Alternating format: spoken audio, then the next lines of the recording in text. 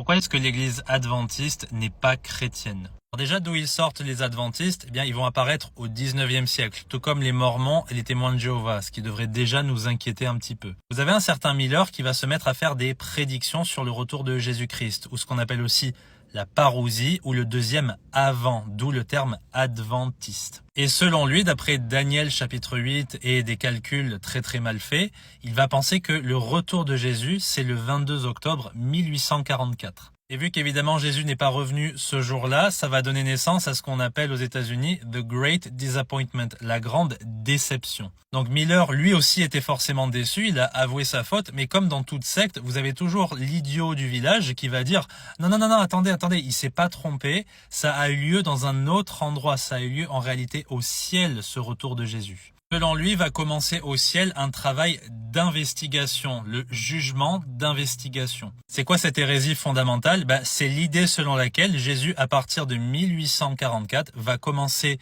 dans le sanctuaire au paradis à juger les croyants selon leurs œuvres pour déterminer s'ils vont au paradis. C'est dommage parce qu'on n'est pas jugé selon nos œuvres pour aller au paradis. Les chrétiens sont jugés selon leurs œuvres pour obtenir des récompenses. Et de plus, la Bible nous dit, ce n'est pas par les œuvres de la loi qu'un homme est justifié, mais par la foi en Jésus-Christ. Ça, c'est la première hérésie des adventistes. Préparez-vous maintenant à la deuxième, qui est tout autant grave. Les adventistes croient aux révélations d'une certaine Ellen G. White, qui se faisait appeler la messagère de l'Éternel ou du Seigneur. Elle aurait eu plus de 2000 visions, donc ce serait plutôt, d'après moi, des possessions démoniaques, mais pour les adventistes, il faut vraiment mettre ces écrits, ces prophéties, ces révélations au même rang que la Bible. Elles sont tout autant inspirées que la parole de Dieu. Et ce caractère est très sectaire parce que vous retrouvez exactement la même chose chez les Mormons avec Joseph Smith qui va révéler un autre livre inspiré, soi-disant le livre des Mormons ou la perle de Grand Prix, etc. En réalité, c'est seulement la parole de Dieu qui est inspirée, c'est-à-dire pour nous évangéliques, les 66 livres, et ça s'arrête là. Une troisième erreur chez les adventistes, et pour eux c'est un fondamental, c'est de croire qu'il faut absolument aller à l'église le samedi et que la marque de la bête à la fin des temps, ce sera d'aller à l'église le dimanche. Je ne plaisante pas, c'est Ellen G. White qui a révélé cela. Ce qu'ils ont oublié les adventistes, c'est qu'on n'est plus dans un état d'Israël où on se doit de garder le sabbat. En Jésus-Christ, le sabbat c'est tous les jours, c'est un jour de repos éternel. Et Romains chapitre 14 nous dit que si on veut considérer un jour de sabbat n'importe quel jour de la semaine, on a le droit de le faire. Mais ça ne doit pas du tout être un commandement. C'est là que c'est une hérésie. Point numéro 4, les adventistes y croient en l'annihilationnisme. C'est un terme un petit peu technique pour dire que ceux qui sont condamnés, qui n'ont pas cru, ils ne vont pas souffrir éternellement en enfer. Il va y avoir un moment où ils vont cesser d'exister. C'est un moyen subtil de minimiser l'enfer et son caractère éternel. La Bible dit par exemple en Apocalypse chapitre 14 qu'il y a des flammes de tourment éternelles réservées aux incrédules.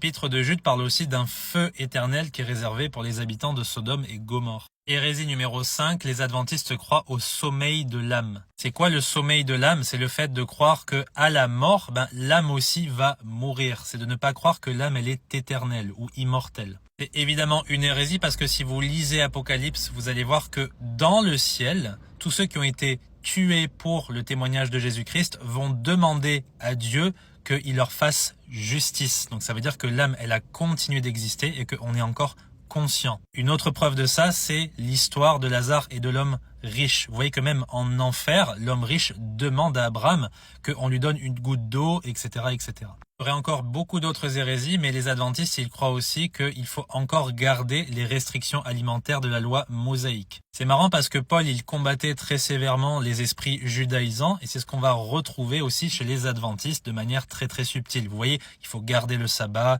il faut pas manger de porc, et ainsi de suite. Alors qu'en réalité, Jésus, il va déclarer toute nourriture pure, et qu'on n'est plus sous la loi de Moïse en Jésus-Christ, on est sous la loi de Christ, d'accord, qui va être clairement défini dans le Nouveau Testament, et il n'y a pas de restrictions alimentaires sous la Nouvelle Alliance. Toutes ces raisons parmi bien d'autres font que les adventistes ne sont pas dans la vérité et que leur église n'est pas une église chrétienne. J'espère que c'est clair pour vous, que Dieu vous bénisse.